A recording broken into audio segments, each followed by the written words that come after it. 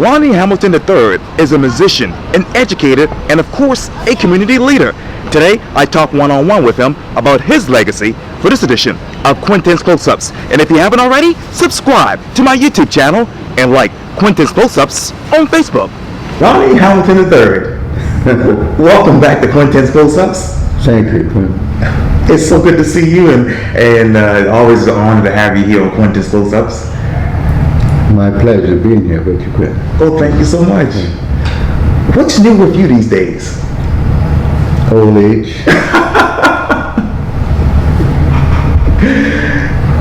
As a matter of fact, I know that you were born in 1927, and obviously you are a musician, an educator, and a community leader. Which one of those describes you the best these days?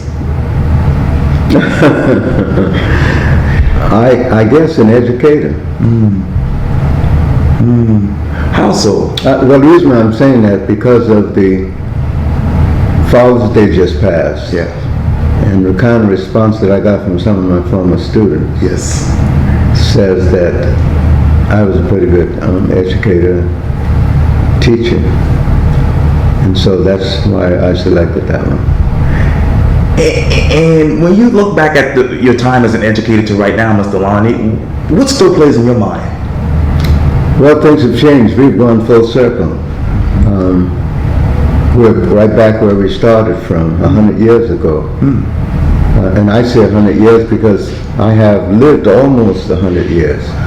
And I've seen things that are reoccurring now that bothers me. You know? What bothers you today, Mr. Lonnie, that is actually reoccurring in this society today? Well, I watch our young people who they've gone full circle. They're doing things that are very destructive to a future for them, and that bothers me. And the thing that is so perplexing is that you don't know what to do or where they're going. Then you look on the other side. Society has gotten to the place that they are so divided. And I said to someone several years ago, I didn't realize that democracy was so fragile. If you look at things the way they're going now, if we continue in the same direction that we're going, we won't have a democracy as we've known it. We will have a dictatorship wherein one man will come in to tell us what to do and where to go, and we would follow. And that's scary. And on the education front, Mr. Hamilton, what do you see is destructive that you never saw before? Well, the desire to be educated, the thrust and to go out and to really achieve a goal, to be what they used to call somebody. The youngsters today don't seem to be interested in being somebody. They'll be just anybody.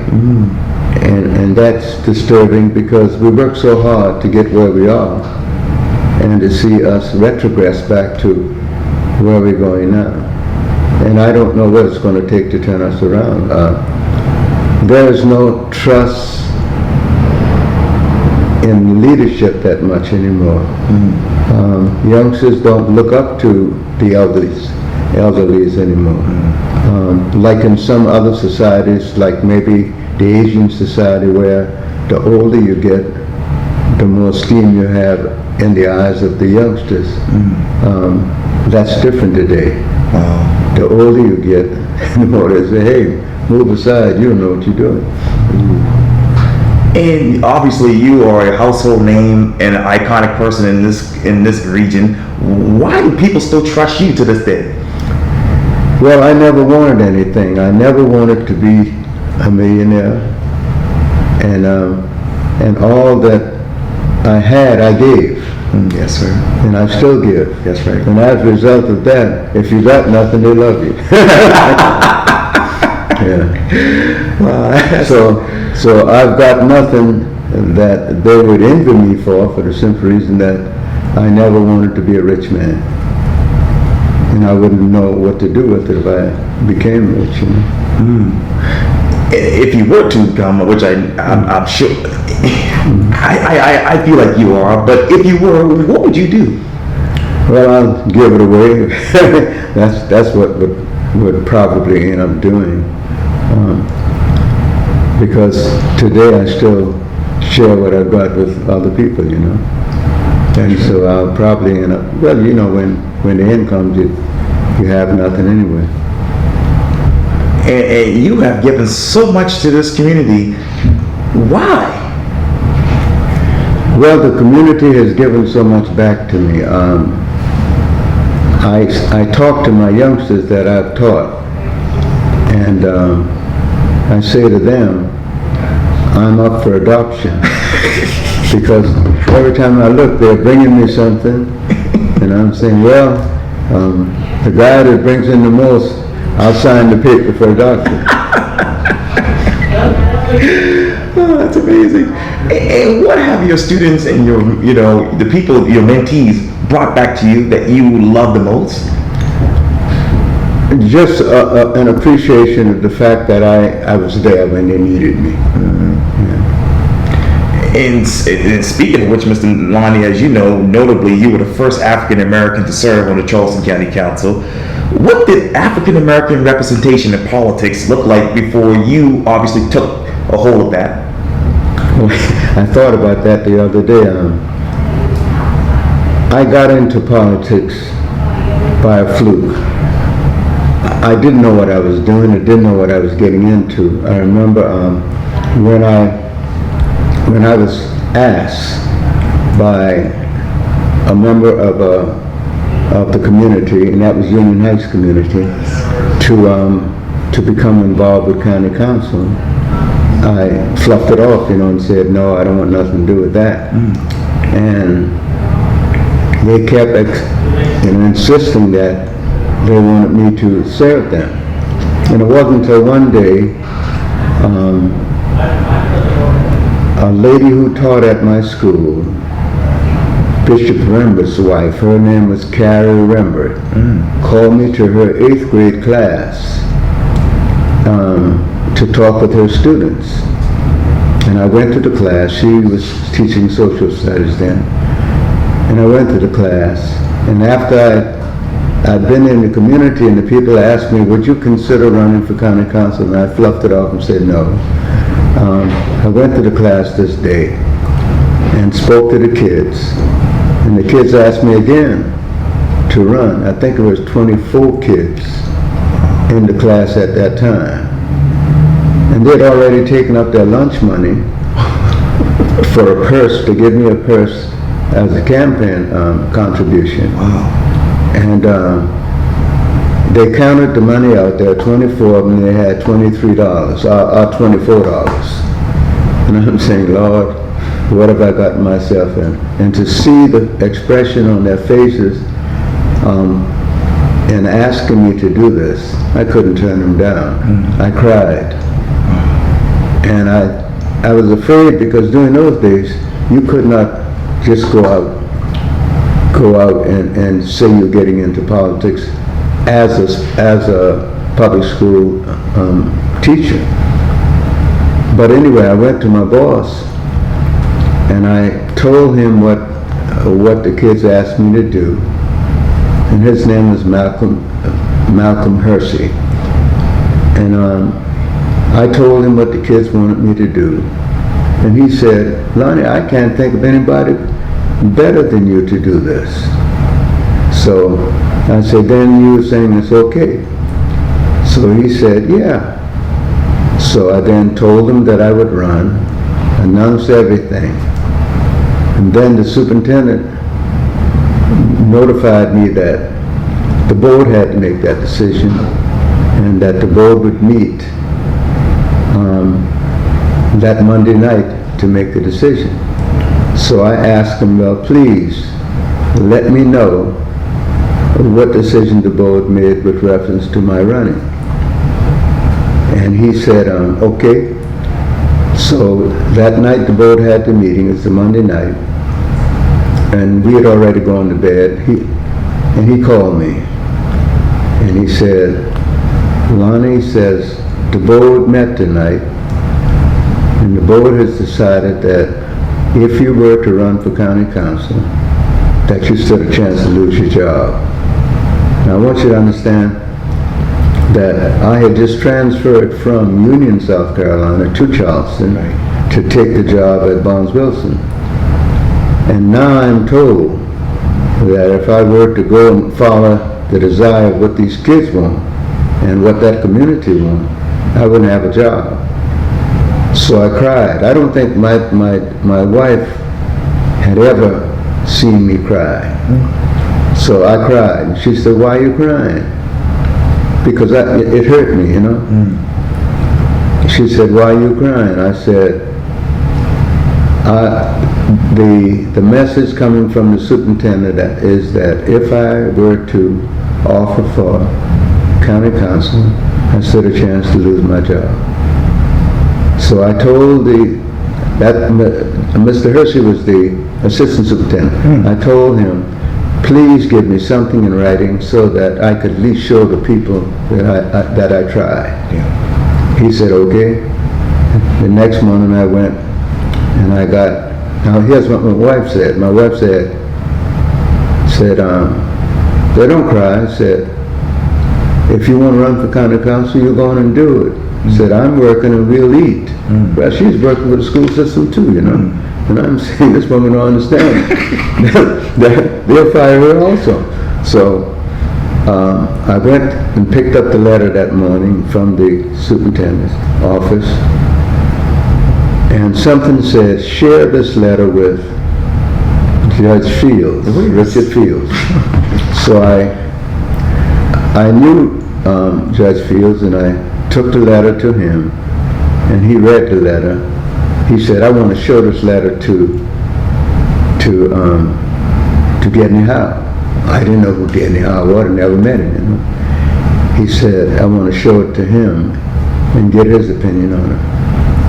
So I gave him the letter, and several days he came back with a response. And the response is a letter to the school board saying to the board that they were infringing on my civil rights. And if they attempt to fire me because I wanted to run for public office, they'll meet them in court. I didn't know who Gedney Howe was. I didn't know how powerful he was in the community or nothing. And after the letter went to the board, they never responded. No one ever said a word to me. But they allowed me to go on and run. Wow. So I ran, and due to the fact that they had just integrated the schools, when they integrated Barnes-Wilson, there were 70% of the kids were white and 30% of the kids were black. And they took them from various areas of the community in order to make up that percentage. So I came up with a 70% white group, and I built good reputation with my white students, who looked upon me as a father also, you know. And as a result of that, when I ran, the white community came into my campaign, and I was able to win because most people thought I would never win for the simple reason that I was running in a race with two white individuals. Okay. And one of them was in office. But they thought that for the simple reason that they were two white individuals, I could not generate 50% of the votes in order to be the Democratic nominee for that office. Well, when they had the election, due to the fact that I had white kids in my campaign, and they really went out, they had telephone banks, and they worked behind off to make me successful. So the night that they had the election, they said, Lonnie, you can't win. He said, because you are 90-something votes behind. And Isles Palm was still to come in. Right. And so Isles Palm, the white folk over there will not vote for you. So I said, okay, no problem. We had a good race, and that's okay. Well, when Isles Palm came in, I carried Isles Palm. The reason why I carried Isles Palm because of my white students. See, we had telephone banks, and my white students would work from 6 to 8 every night, except, Saturday, every school night. Right. They would work the phones. And they had campaigned strong in Isles Palm, and I carried Isles Palm, and I was elected. Wow. So when you got elected and you got on county council, obviously, what was that like for you? Well, it was different for the guys on county council because county council had never had anybody black. In fact, when I got there, the only thing I saw black and it was the tabletop, that where we sat to have our meeting. No blacks were a part of that process. So, they didn't know. They didn't know how to accept me as a black person. They didn't know how that would affect them to show support for me as a black person. But I was lucky. There was a guy at that time by the name of J. Mitchell Graham. He's white, on the council. He was chairman of the county council. And we hit it off real well. One thing about Mitch had a big heart. Mitch came from McClellanville, South Carolina, and I figured anybody from McClellanville, South Carolina would not do too much for me as a black person. But I was wrong. Mitch did everything he could to put me in position so that I would be successful in county council. And what else he did? I remember one day he called my wife and told my wife to have me to come to what's the hotel right there, right around the corner? Oh, Francis Marion. No, the one right here. Oh, Mills House. Mills House. They had me to come to the Mills House because the South Carolina Association of Counties, which comprised the 46 counties in the state of South Carolina, he wanted me to be a member of that group. And they were selecting board members then. There was a white guy that he submitted his nomination to be on the South Carolina Association County Board, and Mitch submitted my name. But he told me that day when he called my wife, he said, tell him to come to the Mills House and just circle it so that people can see him and get to know him. And he stuck with me. Right. And when it was time, even though Jack was a member of county council and was a part of the white group, he submitted my name and he stuck with me. Wow. And they liked Mitch. They loved the ground that Mitch walked on. So when it was time to vote, they voted for me over Jack. Wow. And I remember another thing that happened with Mitch. Our relation grew. Each time he would get a chance, he'd say, you've been to college, we got to use your mind to the benefit of this county. And he would give me assignments so that I would grow. And I remember when they were doing the EMS. Oh yeah. When the idea came to county council about developing an EMS, I gotten to the place that my relationship with Mitch was so tight until the whites came to me and said, Lonnie, Mitch likes you. Ask Mitch to take us to Jacksonville to see. Jacksonville had already developed a EMS. And he said, ask Mitch to take us to Jacksonville to see what they're doing down there and see if we could develop EMS for Charleston County.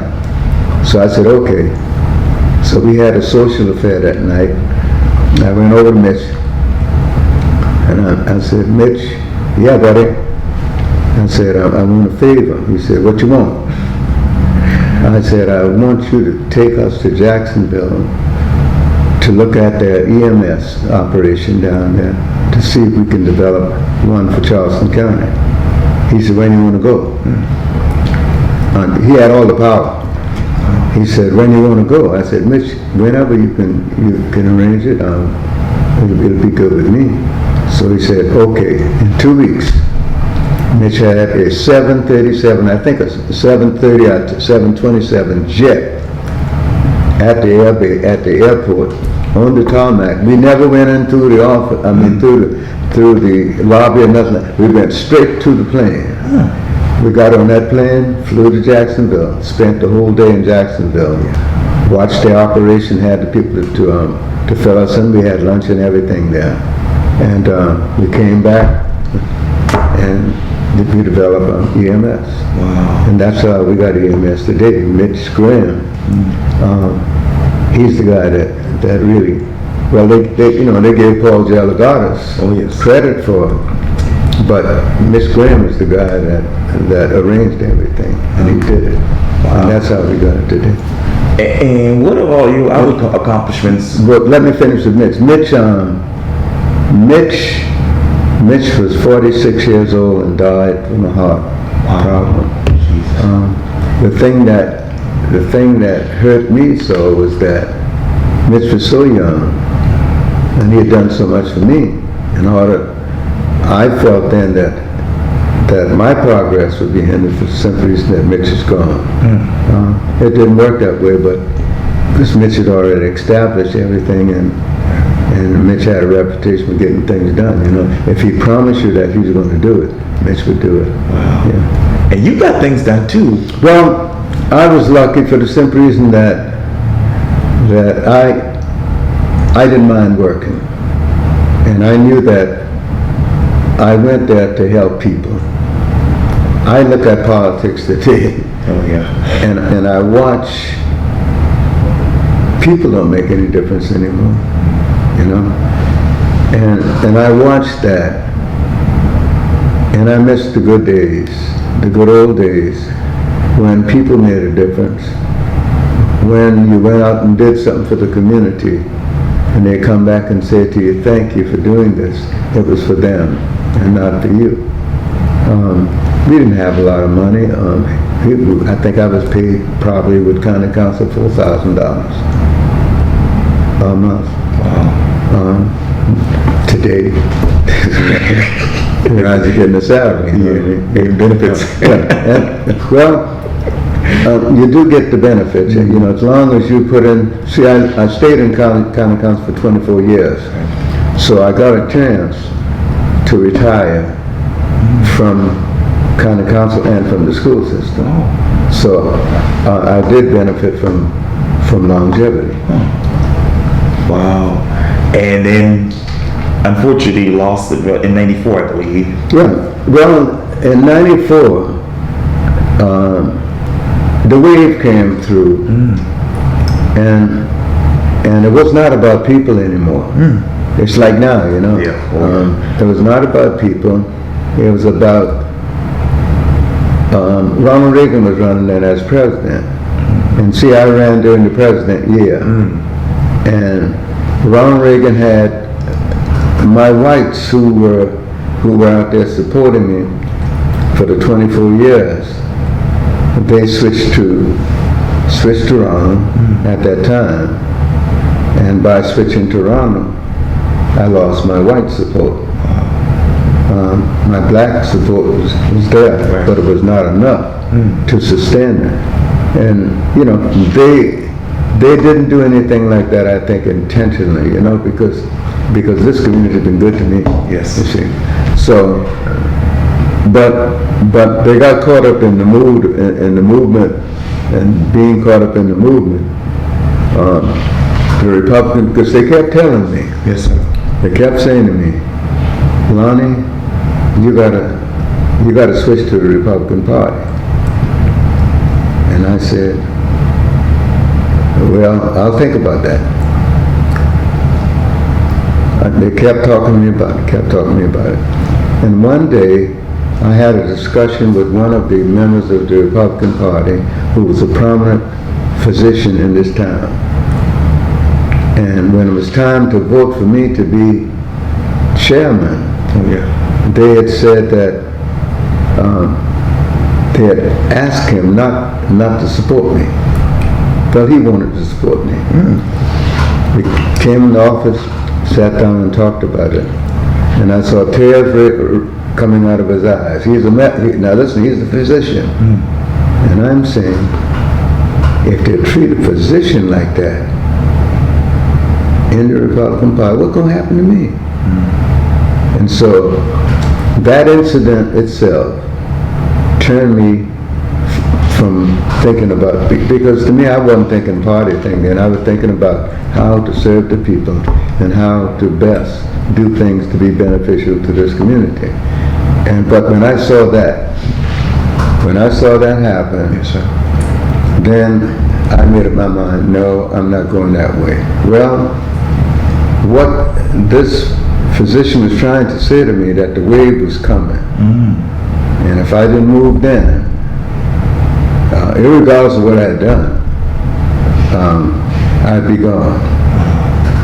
So I decided, no, I'll stay where I was. And after I was defeated, it didn't bother me. I went to sleep that night. Well, the next morning, felt good. I felt like somebody had moved this building off me. Because then I didn't have a responsibility then for going out and doing things that would be helpful and beneficial to other people. It was somebody else's job there. And speaking of building, they named the Charleston County building after you. Well, now that I didn't know. You must understand that when that came about, it was a secret.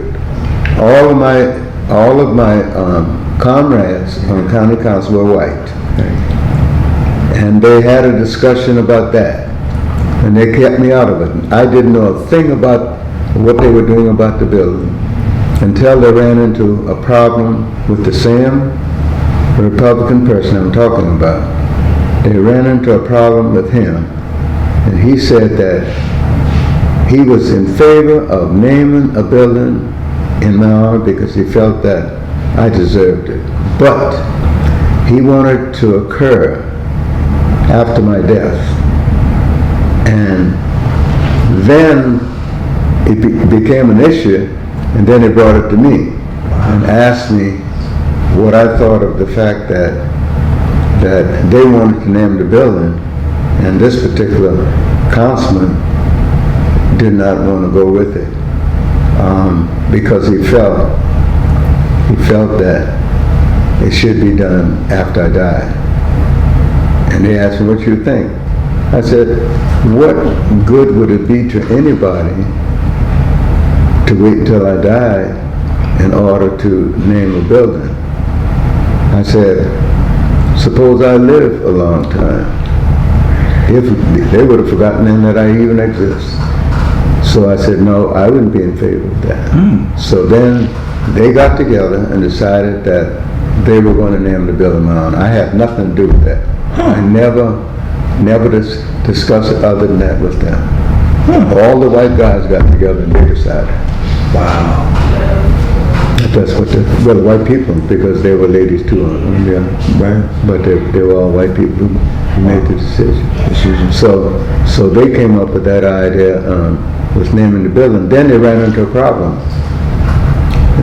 When the plan was produced by the architect, the arch that you have over the building, they were going to have my name carved in the arch. Then the discussion came up. Suppose after he leaves council, he gets into trouble. And that became a problem. Then they decided then that they would put something in the inside of the building, like a museum thing, and that didn't work. So one of the councilmen, I think Dr. Charles Wallace, said no, he didn't want it that way, and they agreed then to put the ornament out in the front of the building, out in the entrance coming into the building. Right. Now here's what was discussed, I'm told, because I was not in that discussion, that if I got into trouble, they couldn't take my name off the arch because it would ruin the building. But if they put the name out in the front of the building, and I got into trouble, you take a crane and move it.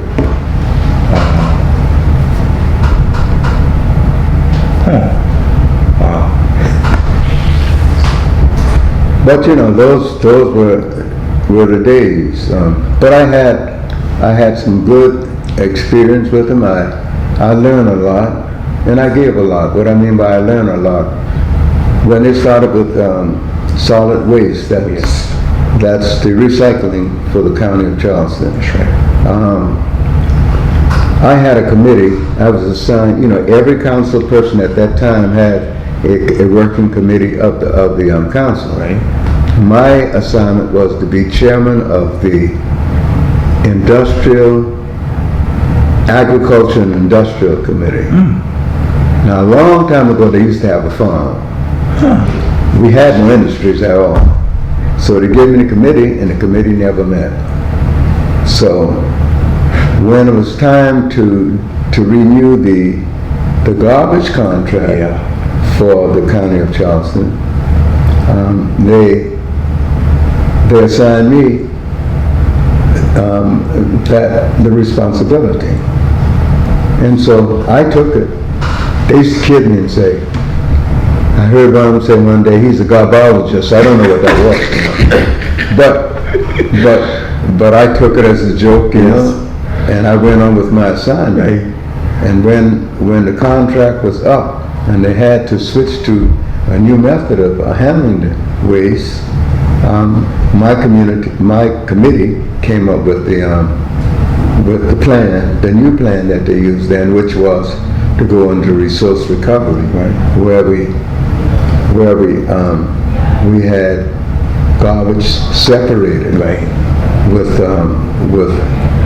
recycling it, whatever could be recycled, and whatever was waste, we put that in to be in the garbage. And how it worked was that we developed, the Navy base was still open. We developed a contract with a company, Foster Wheeler, to burn the garbage. Now here's what we had to do. We had to have a way to burn the garbage. So we came up with a furnace concept that would burn the garbage, and then it's no use to just burn the garbage. You got to have something to sell as a concept from the garbage. So what we did, we burned the garbage, generate steam. The steam was used to supply steam to the ships that were in the naval yard then that had to be repaired.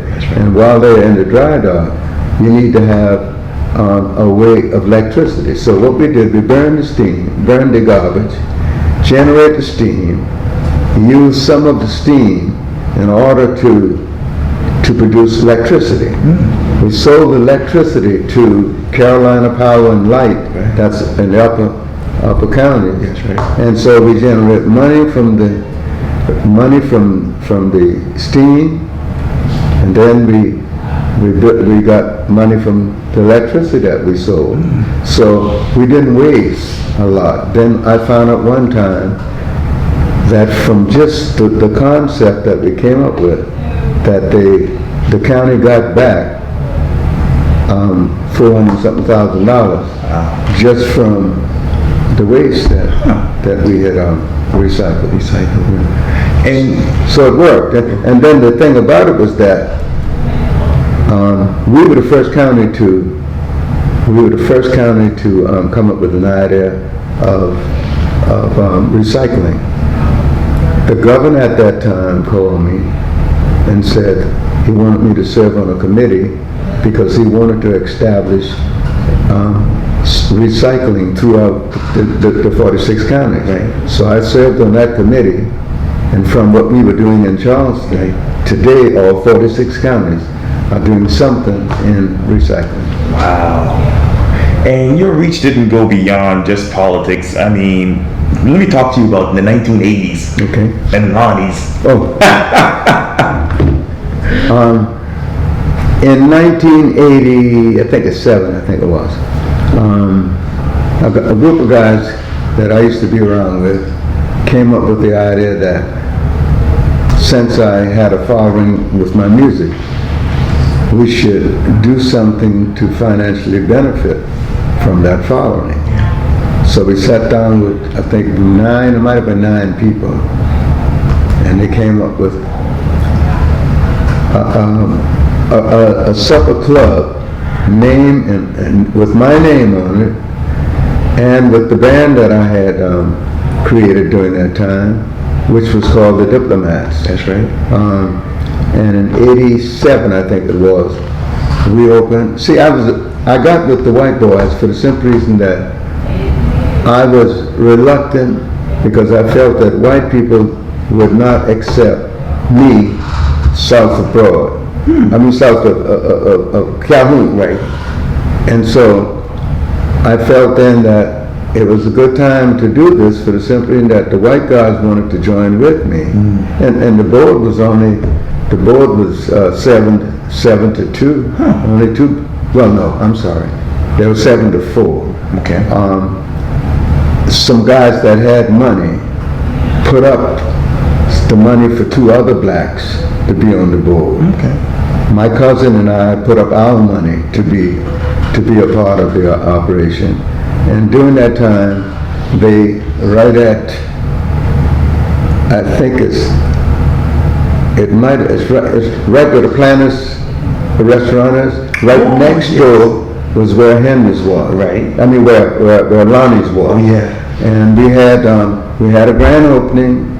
Beautiful. The place was beautifully decorated, and people would line up. Yeah. And they were all. The majority of my people, I guess 5% would be black, but 85% of those people were white people. In fact, governors would come to the place, and then, but that didn't work because we had internal problem with running the club. But the club was, my name was on the contract for the building, my name was on the license for the liquor, and my name was for the band. So everything was built around me. Wow. And it was the most gorgeous thing that you want to see. I hate, most people say you brag, but it was a beautiful club. And people would just line up to come there. Wow. But because of our internal friction, we couldn't last. We stayed in business maybe 2.5 years or so. Wow. And the club folded. Wow. Then I went from there to Henry's. And I stayed at Henry's with my same band for 9 consecutive years. Wow. And you go to Henry's right now, you'll see my picture still in there with the band that I had there. Well, I work in the city market, so I'm going to go by and see. Yeah, it's good. Just walk in there and look to your left as you walk in the door, and you'll see a picture on the wall, a mural. Wow. Yeah, and it's been there for all these years. Wow. And speaking of mural, Mr. Lonnie, I know the camera's battery's running out, unfortunately. But my last question to you is this: what do you want people to What do you want people to remember you the most about? That I care, and I love my. See, people tried to get me to leave Charleston to run for other offices. Go to the state office, go to the national office. Yeah, I wasn't going to leave Charleston. I had 2 offers for college. A college in North Carolina offered me a job. St. Aug in college offered me a job with a band. Savannah State offered me a job. But with all those things that came up, I saw it was best for me to stay in Charleston. In fact, when I had the morning show, the Lonnie Hamilton show on television, I forgot his name, Drayton, I think his last name was. He said, "What do you want to do, Lonnie?" I said, "I want to go on the road with a band." He said, you can stay right home and do all the things that you want to do on that road." And he gave me a contract then that my band was on Channel 2. Oh yes. In the morning, every morning and every night. 7:30 in the morning and 11:30 at night. and I had a contract for that. So all that helped to build my name in the community. Yes. And that's why I was successful. Wow. Well, the Lonnie Hamilton III, it was such a pleasure talking to you again here on Quintin's Close-Ups. My pleasure. I enjoyed it. Thank you. And I wish you well. You too, thank you.